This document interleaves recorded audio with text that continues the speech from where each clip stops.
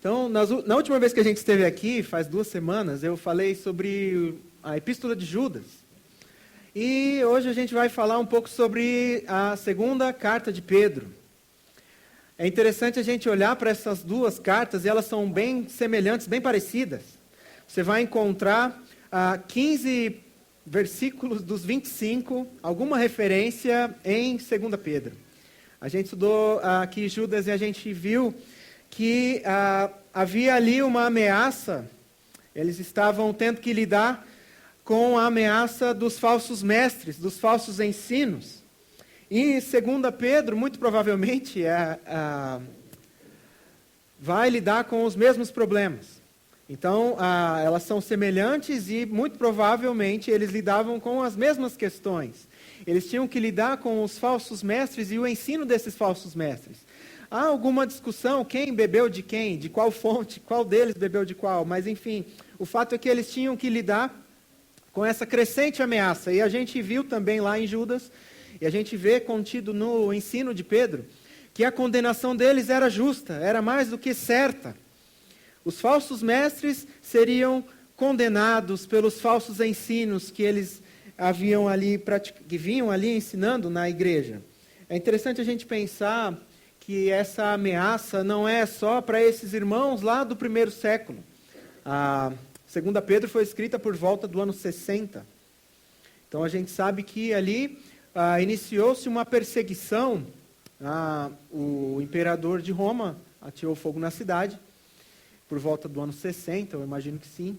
E a carta é escrita por volta de 64, 66. Então a gente sabe que o contexto que o apóstolo Pedro escreve essa carta é para esses irmãos que estão sofrendo uma perseguição por parte do império, e eles tinham que lidar com toda essa dificuldade, eles tinham que lidar muitas vezes com o fato de serem obrigados a negar a fé, ou o fato de perderem seus bens, serem expulsos de suas casas, ou o fato de sua família ou de seus familiares os abandonarem. Então, o contexto de 2 de Pedro é justamente esse, né? E a gente pode pensar assim, estamos falando aí de perseguição, de dificuldades, de lutas. Esses irmãos passavam por lutas, mas nós também enfrentamos aqui lutas e dificuldades, a dificuldade de ter que lidar com o falso ensino, e a gente conversou aqui sobre Judas. Quando a gente falou de Judas, a gente lembrou que esses falsos mestres, eles são gananciosos, eles chegam sorrateiramente, eles têm uma linguagem agradável. Então você vê isso, isso é uma característica gritante, né? Isso é uma característica que evidencia os falsos mestres. Então é mais ou menos esse o contexto que eles tinham que lidar. Eles estavam passando uma perseguição severa, mas o apóstolo Pedro tenta encorajar esses irmãos para que eles olhem para frente, para que eles olhem para a esperança de que um dia a volta de Cristo irá acontecer. Então é isso que a carta vai dizer. A gente vai ler aí os versículos. Se você trouxe a sua Bíblia, eu peço que você abra na segunda carta de Pedro, os versos de 1 a 6.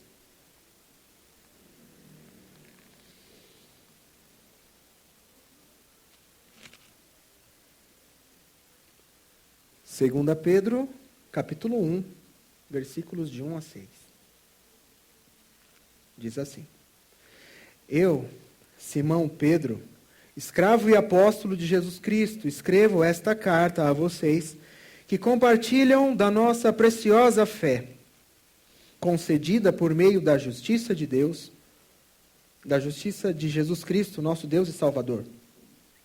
Que vocês tenham cada vez mais graça e paz à medida que crescem no conhecimento de Deus e de Jesus, nosso Senhor. Deus, com o seu poder divino, nos concede tudo de que necessitamos para uma vida de devoção, pelo conhecimento completo daquele que nos chamou para si, por meio da sua glória e excelência. E, por causa de sua glória e excelência, Ele nos deu grandes e preciosas promessas. São elas que permitem a vocês participar da natureza divina e escapar da corrupção do mundo causada pelos desejos humanos. Diante de tudo isso, esforcem-se ao máximo para corresponder a essa promessa. Acrescentem à fé a excelência moral. A excelência moral, o conhecimento. Ao conhecimento, o domínio próprio. Ao domínio próprio, a perseverança. A perseverança, a devoção a Deus. Então esse é o texto aí que nós lemos, e se você continuar lendo a carta de Pedro, a segunda carta de Pedro, eu convido você que faça isso. São 3 capítulos.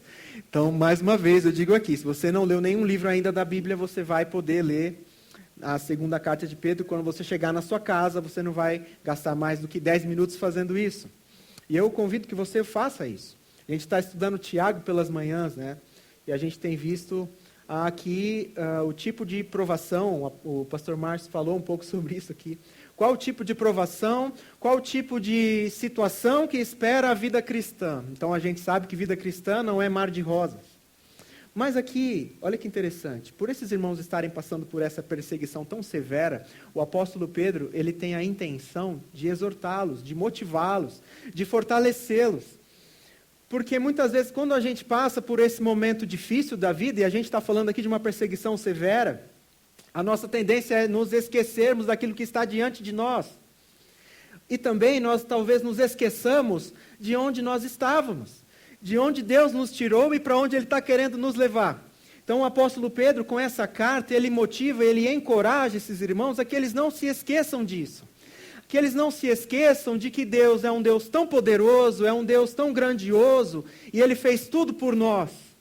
E Ele está nos conduzindo e que há uma esperança viva. Então, essa é a intenção do apóstolo Pedro aqui. É que o povo, é que os irmãos dessa igreja ali iniciante, nos primeiros anos ali, eles estivessem convictos disso.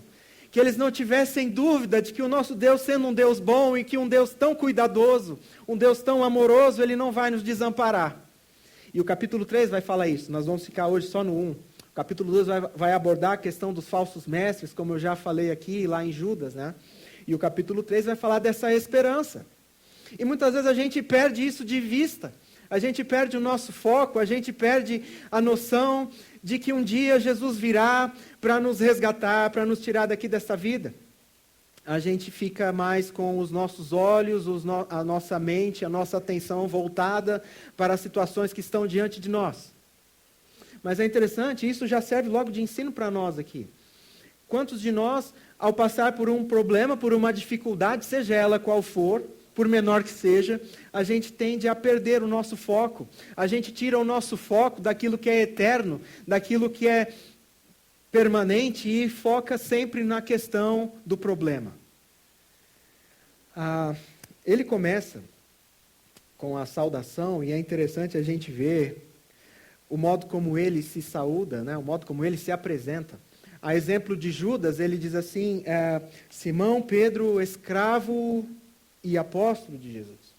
É interessante a gente olhar para o modo como eles, homens de Deus, apóstolos, se apresentavam. Falei aqui no caso de Judas. Judas era meio irmão de Jesus.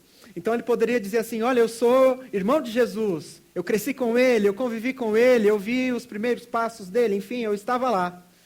Mas ele se coloca na condição de escravo, é o que diz a palavra, né? A nossa tradução muitas vezes diz servo, mas enfim, a característica do apostolado.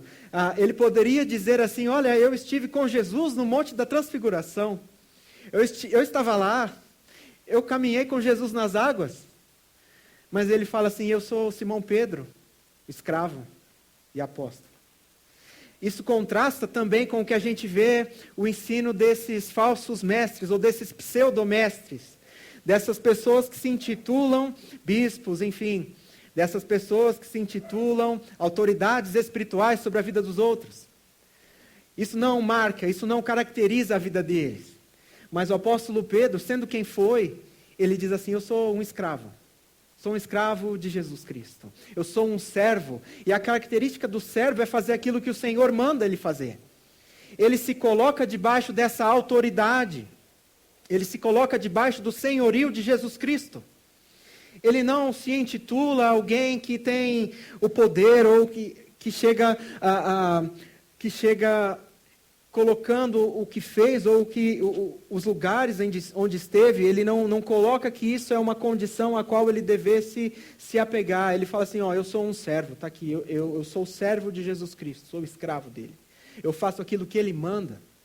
Isso também nos traz um ensino, isso também em comparação com os mestres e com o evangelho que é pregado. A gente vê muitas vezes as pessoas falando de si, algo que Deus nunca disse. As pessoas falam de si mesmas algo que Deus nunca orientou, nunca mandou elas falarem. E o apóstolo Pedro vai falar sobre isso também no capítulo 2, a gente não vai chegar lá, mas é interessante a gente pensar que os profetas no Antigo Testamento, eles eram chamados por Deus, e Deus dava uma mensagem específica para que eles fossem a um povo específico, seja quem fosse, até para povos que não fossem o povo judeu, enfim. A gente tem o caso de Jonas, né? Quando foi lá para os ninivitas. E Jonas não queria ir, mas a mensagem é maior que o pregador. Isso é interessante, isso mostra para nós que a mensagem a ser pregada, o evangelho a ser anunciado, o verdadeiro evangelho, ele é maior do que qualquer pregador. E o compromisso de Deus, ele está não com o pregador, mas com a palavra que vai ser pregada. Desde que o pregador se submeta à autoridade dele. E isso a gente vê, né? É muito visível, é muito perceptível, né? Eu falei aqui também na outra vez, o verdadeiro evangelho, ele vai esvaziar igrejas. E a gente vê muitas pessoas tão cheias de si, cheias de títulos, ou cheias de cursos, de conhecimento também, muitas vezes se ensoberbecendo, a ponto de se intitularem, olha, eu sou o doutor fulano, eu sei mais da Bíblia do que qualquer outro, de qualquer outra autoridade no Brasil. Elas usam a posição que alcançaram como se isso desse autenticidade para o seu ministério. Mas, na verdade, a autenticidade do ministério não está na quantidade de cursos ou o quanto que essa pessoa conhece, mas sim o quanto que ela pratica, o quanto que ela se submete a essa palavra. A palavra de Deus é a autoridade, ela é a nossa regra de fé e prática. E Deus é o nosso Senhor. Então, quando nós nos colocamos debaixo da autoridade da palavra dele, nós nos colocamos debaixo do senhorio dele. E é isso que ele vai dizer aqui, algo interessante. É como se houvesse uma crise de identidade. É como se hoje os pregadores ou os mestres, aqueles que ensinam a palavra de Deus, se ensoberbecessem e crescessem e se intitulassem, enfim, apóstolos ou semideuses, enfim, quarta pessoa da Trindade, o que quer que seja. Então, o modo como ele se apresenta demonstra a sua humildade. Ele é um escravo e é um apóstolo. O escrito de Pedro tem autoridade, é válido, foi ele mesmo que escreveu, há alguma discussão, demorou para ser aceito, enfim, pela diferença de escrito. O fato é que ele é apóstolo e o que ele escreve tem autenticidade. Então, aquilo que ele está dizendo aqui é palavra de Deus. Muitos hoje, em contrapartida, apesar de não serem homens de Deus, como a gente viu lá em Judas, eles são ímpios, são pessoas das quais a condenação é justa e é certa, é garantida. Se intitulam mestres, vivem uma vida reprovável, uma vida libertina. E o apóstolo Pedro também vai tratar sobre isso aqui no capítulo 2. Ele vai dizer que eles são rochas submersas. É um risco, é um perigo que se apresenta diante da igreja. Esses falsos mestres, eles corrompem, eles pervertem a mensagem do evangelho, tornando-a mais agradável. Então, isso é outra marca que caracteriza um falso mestre. É um alerta para nós, Igreja do Brasil, ou Igreja contemporânea, enfim, nós temos que lidar com as questões de falsos ensinos, que se apresentam diariamente. Enfim, muitas vezes eles só vão mudar a aparência, né? Só vai mudar o nome, mas o ensino, o falso ensino é o mesmo. Então a gente vai se deparar com esses falsos mestres, eles vão introduzir um estilo de vida libertino, um estilo de vida reprovável, um estilo de vida que nada contribui para a mensagem do Evangelho. Ou melhor, é um desserviço ao Evangelho. Então nós temos que estar prontos, e a gente viu aqui o que a gente poderia fazer, o que se pode fazer nesses casos, é que os nossos púlpitos, nossas mensagens, nossos ensinos ensinem a palavra de Deus, ensinem o evangelho verdadeiro, cristocêntrico, onde ele é o centro. Então, isso mostra aí, no caso, a saudação de Pedro, sua humildade, a autenticidade dos seus escritos. E ele combate a esses falsos mestres. O evangelho de hoje, muitas vezes, não corresponde à verdadeira doutrina dos apóstolos, ao que ele vem falar aqui no início, não é? Ele vai dizer que, ele deseja que os irmãos tenham o conhecimento de Deus e de nosso Salvador Jesus Cristo. É interessante a gente pensar que o desejo dele é que isso se multiplique, que a igreja que sofria essa ameaça externa de Roma perseguindo, mas também ao mesmo tempo sofria a ameaça interna dos falsos mestres, que eles estivessem firmes e fortalecidos no conhecimento. Mas que conhecimento é esse? Como fortalecer uma igreja? Como fortalecer irmãos que não se alimentam? Que chegam para se alimentar sedentos ou com fome e não têm pregação da verdade, da palavra nos púlpitos? Como alimentar uma igreja que não tem tido boa doutrina, que não tem sido ensinada? Então, é outro alerta que serve para nós pensarmos aqui, né? O que tem sido ensinado na igreja brasileira? O que tem sido anunciado? Qual é esse evangelho que tem sido pregado? É um evangelho, será que é o evangelho puro?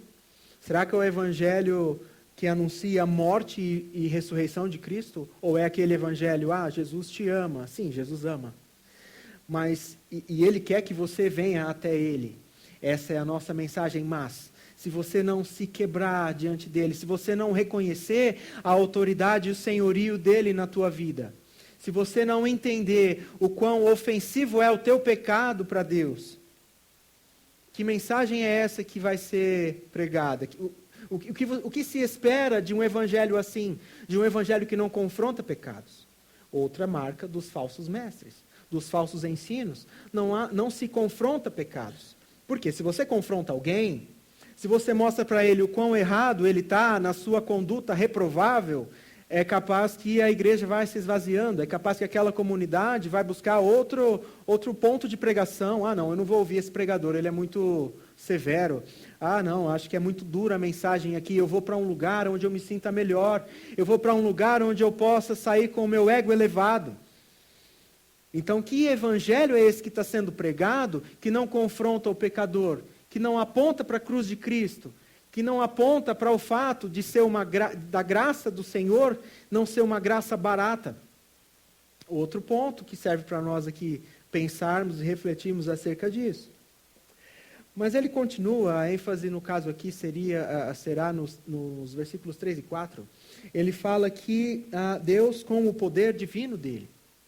Então, a gente pode pensar que Deus nos dá tudo aquilo que nós precisamos, tudo aquilo que é necessário para que vivamos uma vida de um modo que agrade a Deus.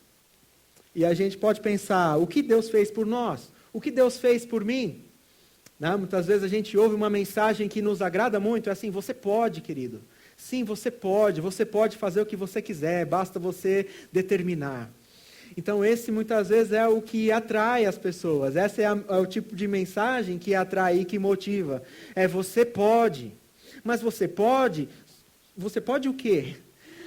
Na verdade, nós não temos poder, não temos condições de realizar nada que não venha do próprio Deus, se não for dado por Ele. Não há virtude em nós que não venha dEle. Que poder é esse? O que nós podemos fazer, que senão o que Deus nos permite fazer? E o que nós devemos fazer, que senão o que Ele deseja que nós façamos? Qual é o nosso chamado aqui?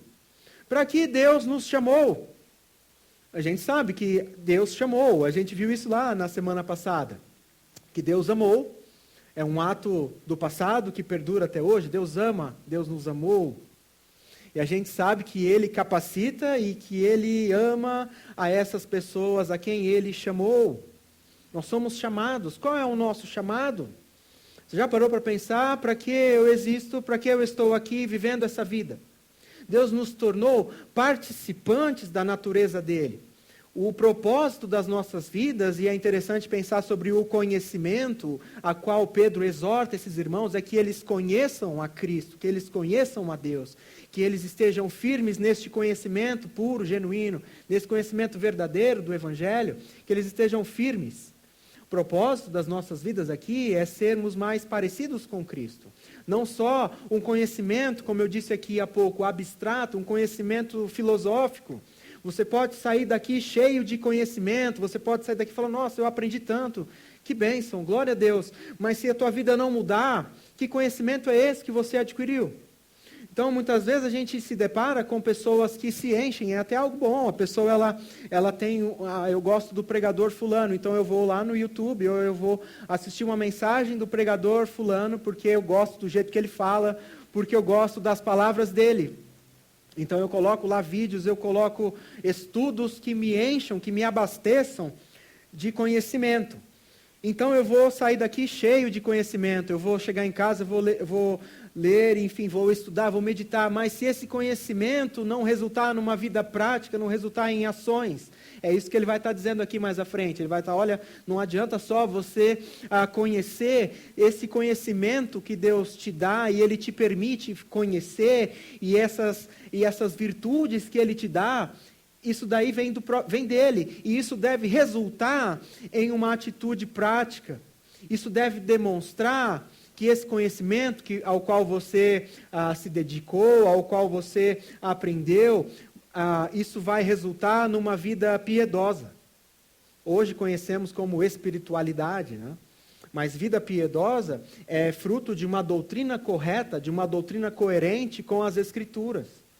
Então, mas uma não está dissociada da outra. Eu não tenho como ter uma prática boa se eu tiver uma doutrina reprovável, uma doutrina errada. Ao mesmo tempo que eu também, uma não invalida a outra. Eu não tenho como ter uma boa prática se eu tiver uma má doutrina. E ao mesmo tempo que se eu tiver uma má doutrina sendo ensinada, vai resultar numa prática errada. Que também é muito presente nos falsos mestres. Então é contra essas coisas, é contra esse tipo de pessoa, é contra essa mentalidade que o apóstolo Pedro vai escrever isso.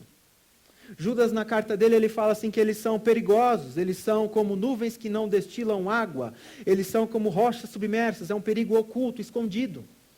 Porque o ensino deles é bem sutil. Tanto é que se for gritante, as pessoas vão fugir, vão se escandalizar e vão falar assim, lá é um falso mestre pregando. É um falso mestre ensinando. Então eu vou me ausentar. Eu não vou me submeter a um ensino falso das Escrituras. Então é muito sutil, talvez até imperceptível. É muito de elevar a pessoa, né? Eu falei há pouco aqui que uma marca característica, no caso dos apóstolos, dos homens de Deus, é que eles se colocam debaixo dessa autoridade, que são servos, né, são escravos. Então, muitas vezes, o falso mestre é aquele cara que ele é bem relacionado. Ele é aquele cara popular. Ele é aquele cara que fala bem, que tem os títulos e coloca suas credenciais. Quem estava aqui hoje cedo, não sei se você ouviu ou prestou atenção naquilo que o Pedro, no texto que ele projetou de 2 Coríntios. Aquilo, para quem vive a vida cristã verdadeira, se você lê aquele texto de 2 Coríntios 4 e você se aquilo não mexe com você, eu não sei. Mas enfim, eu estava ali em cima e não tive como conter as lágrimas, sabe? A gente quando ouve a credenciais do apostolado de Paulo, quando a gente vê a galeria dos heróis da fé, quando a gente ouve o testemunho de mulheres e de homens cristãos do primeiro século, enfim, que perderam muitos a própria vida, mas se mantiveram fiéis a Deus. Não tem como nós ouvirmos essas histórias, não tem como nós ouvirmos esses relatos, ou ao ler as Escrituras, não tem como isso não mexer com a gente, não tem como isso não fazer o nosso coração vibrar. Mas não, é interessante que a gente vê os ensinos, né, desses falsos mestres, desses pseudo-profetas, enfim, tão cheios de si, Imagina que eles vão se expor a algo que vai levá-los a serem perseguidos, ou enfim, imagina que eles vão se colocar numa situação embaraçosa.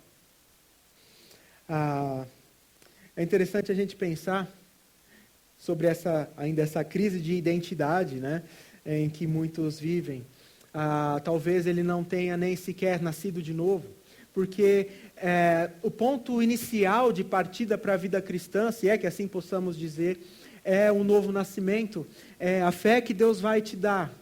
Você não tem condições por si só de chegar ao conhecimento pleno da verdade, você não tem condições de conhecer a Cristo se o próprio Deus não te der a fé para crer, se o próprio Deus não te levar a isso. Então, a evidência de que alguém nasceu de novo é que ela crê.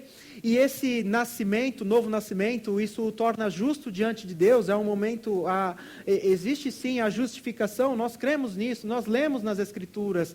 E a partir daí inicia-se uma mudança na vida da pessoa, que só vai terminar quando ela for para o encontro com Deus, né? Nós cremos nisso. Nós cremos que em um momento de nossas vidas nós conhecemos a Cristo e isso transformou por completo a nossa vida.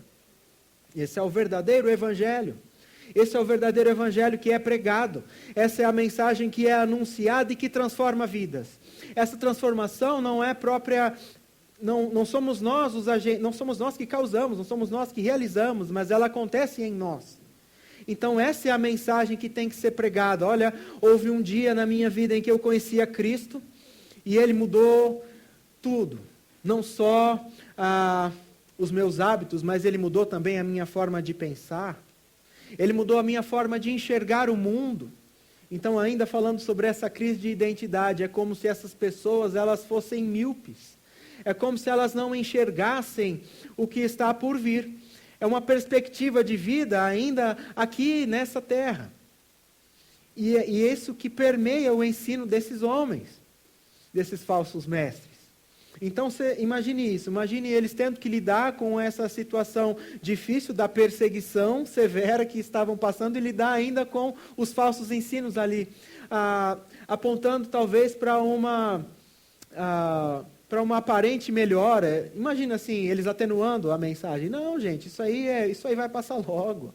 Não, fique em paz. Né? Imagine um falso profeta tentando consolar esses irmãos, diferente de Pedro, porque Pedro fala assim, olha, irmãos, eu sei que a minha partida já está chegando aí.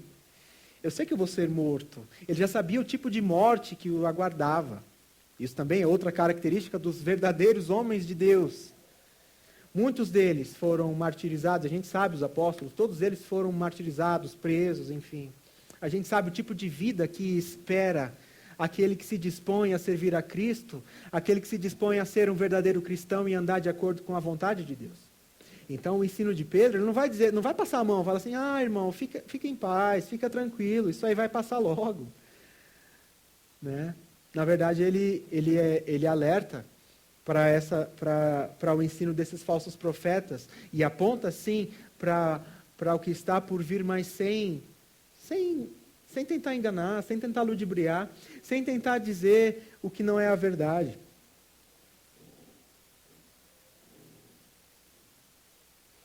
Falei há pouco sobre o nosso chamado, para o que Deus nos chamou, para sermos mais parecidos com Cristo, para evidenciarmos isso.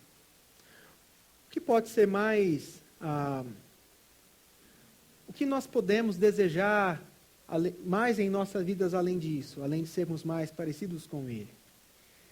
É interessante a gente pensar que nós, enquanto aqui, esse é o nosso propósito, é isso que deve fazer o nosso olho brilhar, é isso que deve nos despertar o interesse.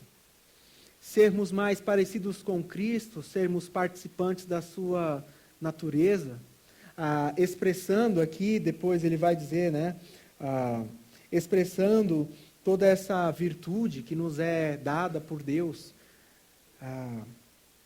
O que mais pode nos despertar o interesse, se não sermos mais parecidos com Cristo, né? O que tem sido o nosso alvo? Qual tem sido a nossa busca? Será que isso tem sido evidenciado por meio de uma vida piedosa, por meio de uma vida que que expressa esse novo nascimento? Onde está a nossa... Aonde que está a nossa visão, né? Para onde que está virado os nossos olhos? Para onde nós estamos olhando? Para onde nós estamos voltando a nossa mente?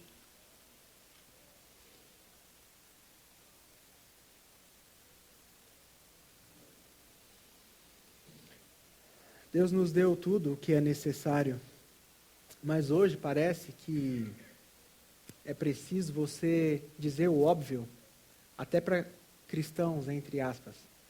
Então você olha para alguém, você certamente tem algum colega de trabalho, você certamente tem algum familiar que se diz cristão, mas talvez essa pessoa não saiba o óbvio sobre a vida cristã, não saiba o óbvio sobre o Evangelho de Cristo. Talvez nunca tenha sido exposta ao verdadeiro e genuíno Evangelho. Então a visão que ela tem com relação a Cristo, e por consequência a visão que ela tem com relação ao mundo é toda desfocada. Lembra que eu falei da miopia?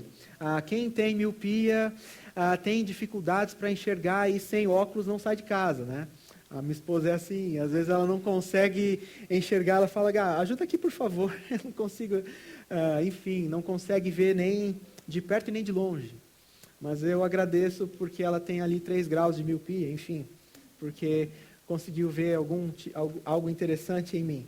Mas é interessante a gente pensar que quando a nossa visão é desfocada, quando a nossa visão é embaçada, a gente tem a dificuldade de enxergar o que está perto. Muitas vezes a gente sabe que tem um objetivo ao longe. A gente tem uma viagem, uma jornada a ser cumprida, mas muitas vezes a nossa visão vai ser embaçada. Então o que ele está dizendo assim, gente, olha sobre a perspectiva correta. Então muitas vezes a gente tem que lembrar aquilo que é o óbvio para aquelas pessoas que a gente pensa serem cristãs, mas talvez não conhecem a Cristo, não tiveram um encontro verdadeiro com Deus, não conhecem o Evangelho verdadeiro. Já ouvi alguém dizendo, não lembro quem, que haverá um momento em que nós vamos ter que pregar o Evangelho para os crentes, né? Acho que é o Nicodemos que fala isso. O Russell Shedd, Dr. Russell Shedd. É interessante a gente pensar, né? Vamos nos adaptar a uma realidade e vai chegar a esse ponto. Porque hoje cada um vai escolher naquilo que quer acreditar. Então eu prefiro um evangelho mais light, eu prefiro um evangelho mais egocêntrico, então eu creio assim, se você crê de outra forma, enfim. Mas não, nós cremos que a verdadeira mensagem do Evangelho, ela confronta o pecador, ela mostra a nossa lente, qual é a lente ideal que nós vamos enxergar o mundo, que é a lente do cristianismo. Né? Fala-se em cosmovisão, enfim, como queira. A tua visão de mundo, a tua visão que vai te dizer acerca de quem você é, e se a tua visão de mundo tiver errada, você vai se colocar num lugar que não é o lugar para você estar. Você não é o centro do universo. Deus te chamou, Deus te deu todas essas virtudes, Deus te capacita para você fazer a vontade dEle, para a glória dEle. Não para que você se coloque no centro e para que você se sirva de coisas para elevar o teu ego. Se esse é o evangelho que você crê, talvez você não foi exposto ao verdadeiro evangelho, enfim.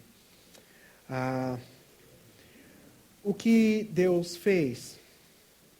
Por falar nisso, os verdadeiros cristãos entendem que conhecer a Deus é um privilégio.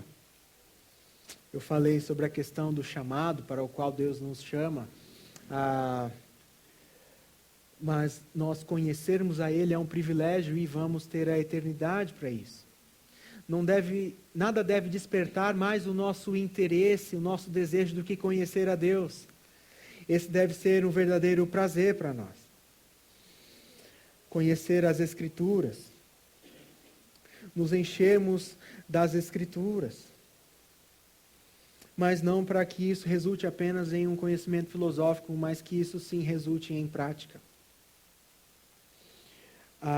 E Ele nos chamou para Ele, né? Mas se nós pensarmos nesse chamado, né, em que Deus nos deu tudo, em que Ele nos deu a mensagem, em que Ele nos chamou, em que Ele nos capacitou, isso tudo, o 3 e 4, se você tiver aí com a tua Bíblia aberta, você vai ver, isso diz respeito ao que Deus fez por nós. Então vamos ver lá, ó, no 3.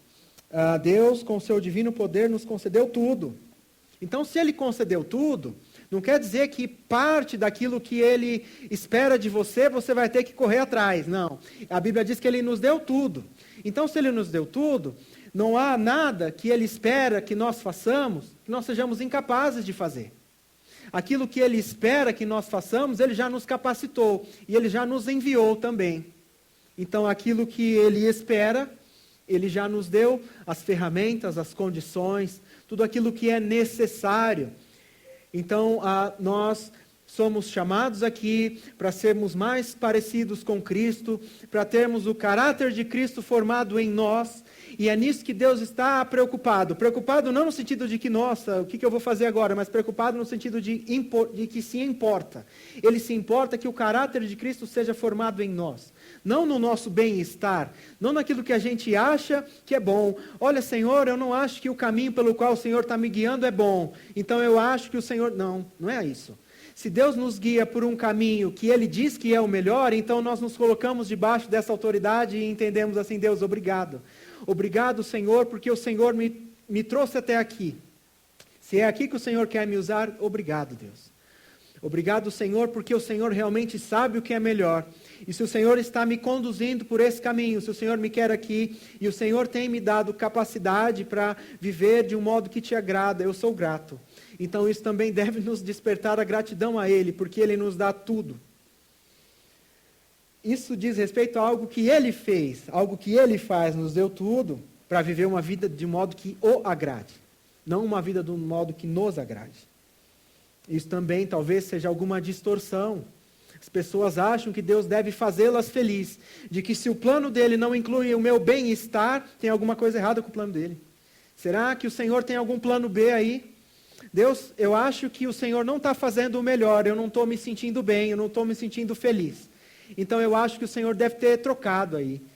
Será que o Senhor não pegou o B ao invés do A? Por favor, Senhor, dá uma olhada aí, confere. Não.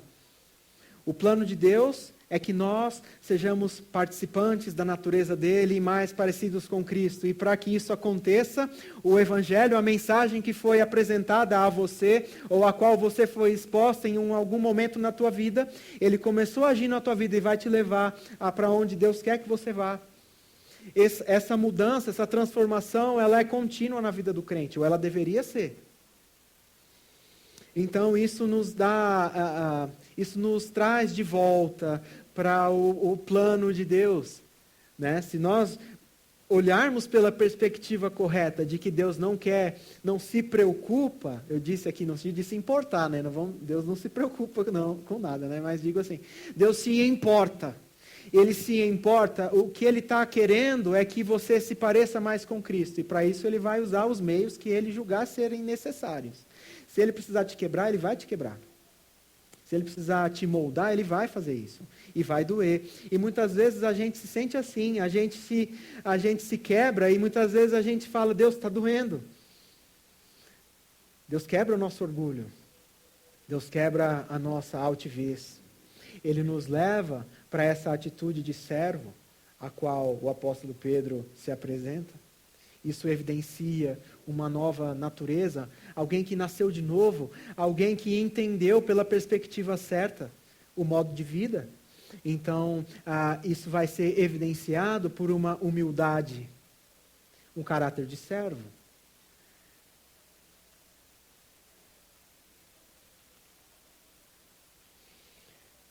Se a gente pudesse resumir aquilo que eu falei, né, a gente poderia dizer que a mensagem para esses irmãos está em que eles vivam a vida cristã de maneira plena.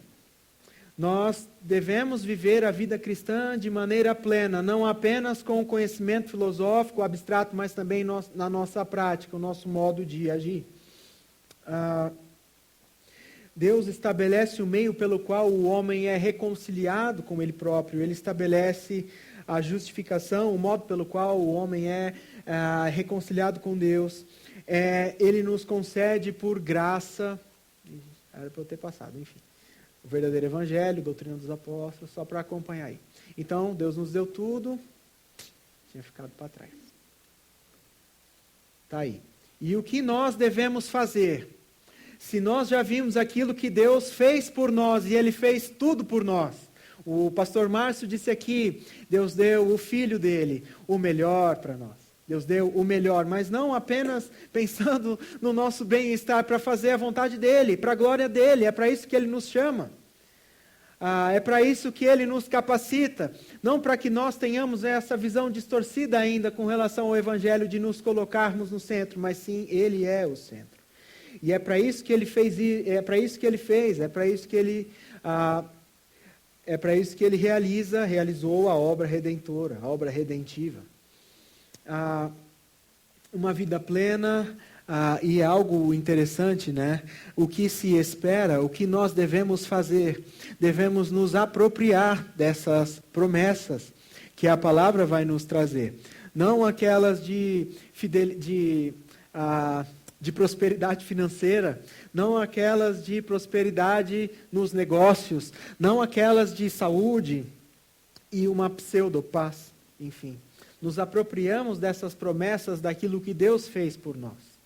Essas sim, essas nos trazem a verdadeira esperança.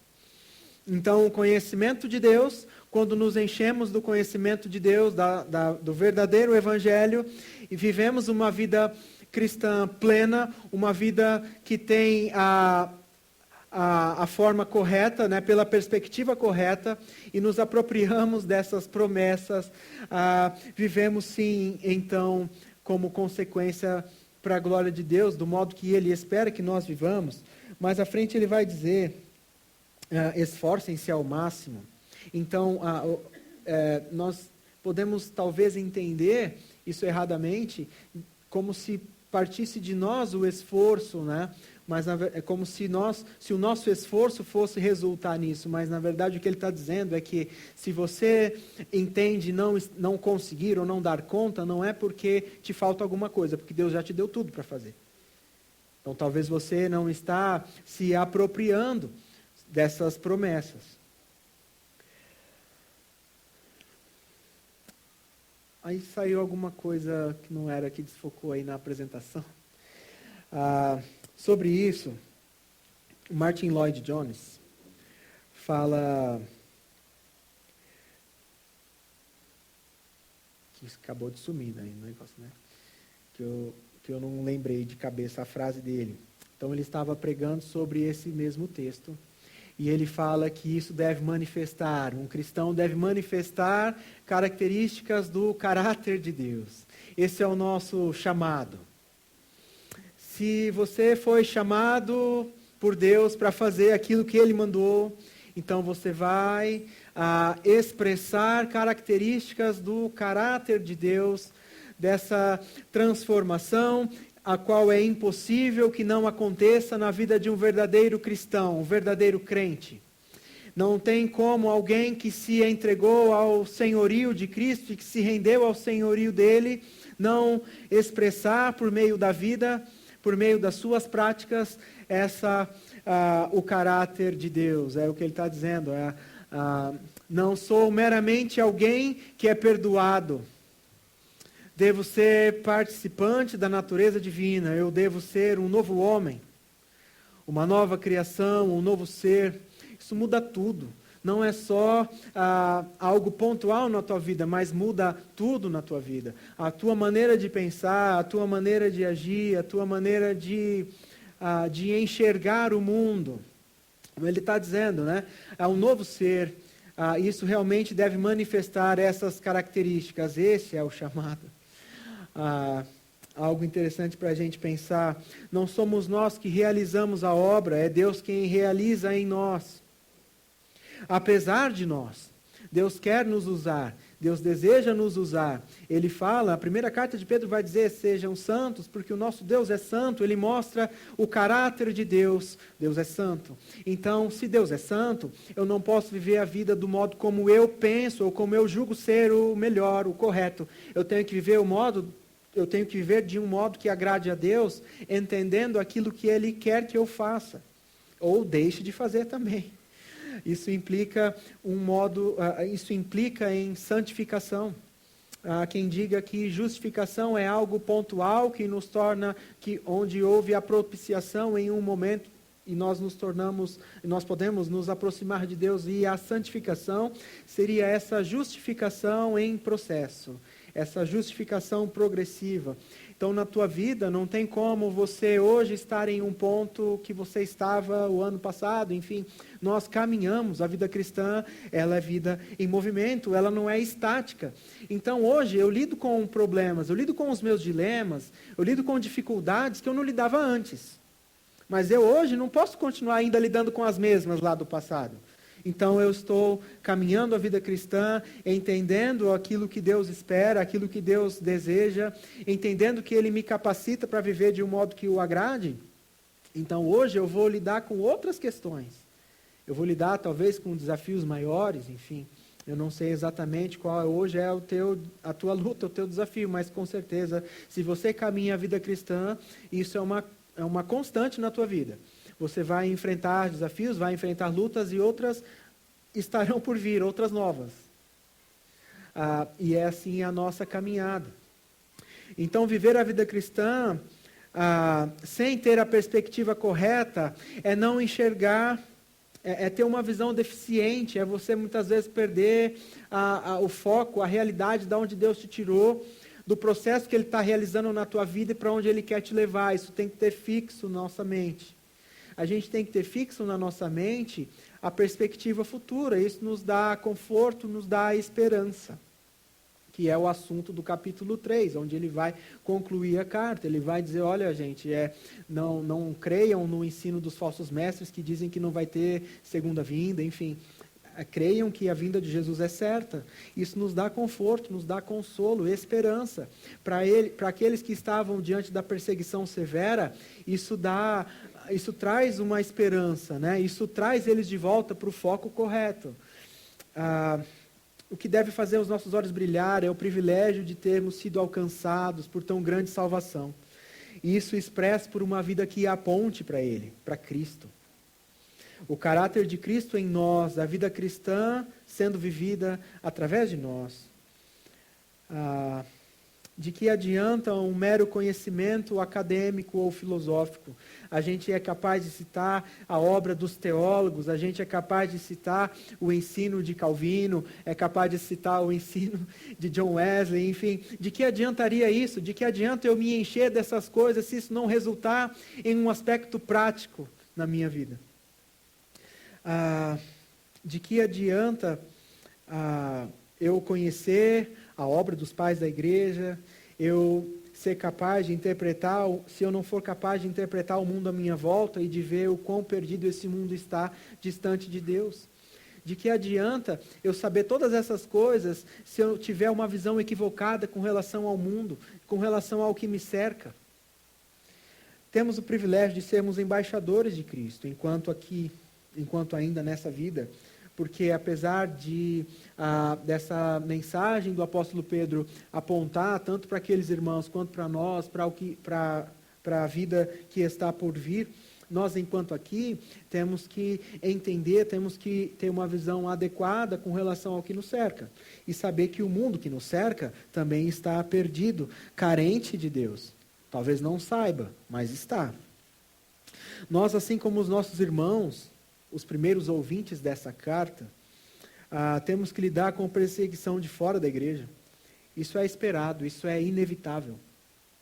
Mas quando temos que lidar com os problemas internos, com os falsos ensinos e as falsas ameaças que estão espalhados dentro das igrejas, com esses pseudo-pregadores, com esses pseudo-mestres com vidas reprováveis quanto à prática, e também quanto aos seus ensinos, por serem libertinos e avarentos, prestando um desserviço ao cristianismo, como tem que ser a nossa atitude, né? Se a atitude destes é um desserviço para a fé, é um desserviço para o cristianismo, uma vida libertina, uma vida reprovável, a nossa vida, a nossa prática tem que ser uma vida a qual está de acordo com a vontade de Deus. É isso que se espera de alguém que nasceu de novo, de alguém que é um cristão. É certa a condenação deles. desses falsos mestres, assim como é certa a nossa viva esperança. E isso nos enche de confiança, nos enche de certeza. E a nossa vida deve ser vivida para a glória dele, para a glória do nosso Deus. A gente, enquanto aqui, vai lidar, inevitavelmente, como eu disse, com o falso ensino. É inevitável, né? A gente ouviu de manhã também o Pedro falando o desserviço que prestam algumas denominações. Isso é inevitável. Mas cabe a nós, por meio de uma vida que glorifica a Deus e que aponta para Ele, viver a vida em sociedade, vivermos diante dos homens, para que eles, ao verem o nosso procedimento, apontem para Deus e o glorifiquem. Que nossas palavras sejam atestadas por meio de uma prática que é fidedigna, de uma prática que autentica aquilo que a gente crê, porque nós somos somos expostos, nós temos o privilégio de ter uma boa doutrina, né, pelo cuidado com o qual vemos a liderança dessa igreja, os pastores, o cuidado com o ensino. Então nós temos sim o privilégio de ser expostos semanalmente ao verdadeiro ensino das Escrituras. Isso é uma boa doutrina, é a doutrina que está de acordo com a doutrina dos apóstolos, e isso é um privilégio de fato. Mas também que isso nos leve a uma boa prática também. Eu quero orar pedindo que Deus nos ajude, né? Mais do que conhecedores, mais do que conhecimento, que seja isso vivido através de nós, para a glória do nosso Deus. Senhor, nosso Deus e Pai, muito obrigado, porque o Senhor nos tem dado todas as coisas necessárias, ó Deus. Tu és soberano e faz a obra por completo, ó Deus, a tua obra. O Senhor é quem chama, é quem amou, é quem ama, é quem capacita, é quem envia. O Senhor faz tudo, o Senhor nos dá tudo o que é necessário para vivermos de um modo que te agrade, Senhor. De modo que não há desculpas, de modo que não há o que nós dizermos: olha, Senhor, eu não sabia, olha, Senhor, eu não tive condições de perceber isso. Não, o Senhor nos dá tudo. E o Senhor expressa e o Senhor nos ensina por meio da sua palavra, Deus. Muito obrigado pelo privilégio que temos de sermos diariamente, semanalmente expostos ao verdadeiro ensino das Escrituras. Que isso resulte em nós, em uma prática também, Senhor. Que isso testifique, que isso seja para a tua glória, para que aqueles que não conhecem a Cristo venham a reconhecer que nos colocamos embaixo sob o teu senhorio, ó Deus. Nos ajuda nisso, ó Pai. Pedimos que o Senhor continue nos guiando, ó Deus, como o Senhor tem feito. Muito obrigado, ó Pai. Gratos por tudo, em nome do Senhor Jesus. Amém.